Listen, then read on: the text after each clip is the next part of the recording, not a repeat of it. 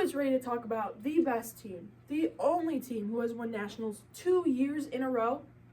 I have been so incredibly blessed to have this amazing opportunity to play with such incredible individuals on the court. Today, we've all gathered here in order to celebrate those accomplishments we've had together, as well as the future and what it holds for each and every one of us.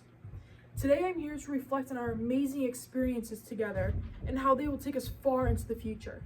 Honestly, I have been so incredibly blessed to have this amazing opportunity to be the libero on this team. Today in my presentation, I will discuss where it all began, tryouts, our amazing accomplishment of nationals, and my personal advice and well wishes for all my best friends. Now that I've introduced the topic, let's talk about where it all began, good old stressful tryouts. Now, let's take it back 4 years. It was the first day of tryouts. I don't know about you guys, but I was stressed. I was frustrated with myself. I was terrified. And all I can specifically remember was this one coach standing, screaming from the sidelines. It was one of those moments where he just witnessed something so horrendous, terrible. Some girl shanked the ball, and it was so bad that he just turned around and had to walk. He had this face of pure disappointment. He couldn't believe what he just witnessed. And I can say with pure confidence that I experienced that face a lot because that coach was Mike Zimmerman. You know, the one standing right there, our coach for the next 4 years. Yeah. And although I say and kind of discuss that it was kind of miserable, he was the best coach, and I am totally grateful to have him as a coach. Although it didn't start off perfect, you know, I'm sure all of you guys can agree that coming on to a brand new team with brand new players is not pleasant. It's very interesting to say the least. It's like talking to someone that only speaks Spanish in English. You don't know how they communicate nor how they play on the court. We were all so frustrated. We had this giant weight on our shoulders because we couldn't execute a single play. And although we got our momentum eventually, it didn't take long for you guys to get on my nerves. There were some weeks I was spending more hours on the court than I was in my own house. And one of those weeks were the weeks before nationals, our greatest accomplishment. I can specifically remember that moment. But before I talk about that, let's talk about our practice. You know, we were that team that walked into practice having fun, messing around, never paying attention, which pissed off Mike a lot, but it was fun in our favor. But our last game before nationals, that tournament before where we found out if we qualified, I remember sitting on the court. We were all just messing around, talking, not even paying attention because it never crossed our mind we would even be considered to qualify. And when that man announced 16 Black has qualified, I was in shock. Honestly, the first words that popped in my mind was, the parents are playing the prank. You know, they're finally getting back at all those tournaments that we dragged them hours away from home. And they're finally getting back at us with the ultimate prank. You know, it was pretty good if it was real.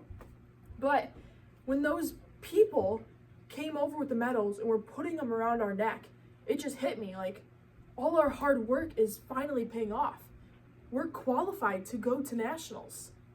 And then walking into that stadium, being considered the best of the best, playing with athletes being considered for the Olympics, it was incredible. It not only bettered myself as an athlete, but also as an individual. Those countless amount of hours training taught me about responsibilities, time management, and most importantly, that you should cherish and be grateful for every opportunity you receive. Now that we have talked about nationals, I want to express some personal wishes and advice for all my best friends in the future. I hope you guys all know this is only the tip of the iceberg. All these experiences and opportunities we have gained along these 4 years are going to set us up for the future. You guys need to cherish every moment you receive, and it will take you far. Everything we've taught so far is going to better ourselves for the future. But no, time is a thief. And as I said, you need to cherish everything. Every opportunity you receive, learn from it, and then succeed from it. No one in this room should ever take no for an answer. You guys are capable of so much, and I can say that with pure confidence. If any of you have a single thought of negativity in your mind, remember, I'm only a call away. No matter I like it or not, you guys have been engraved in my life forever, for the better. I will be your libero till you die.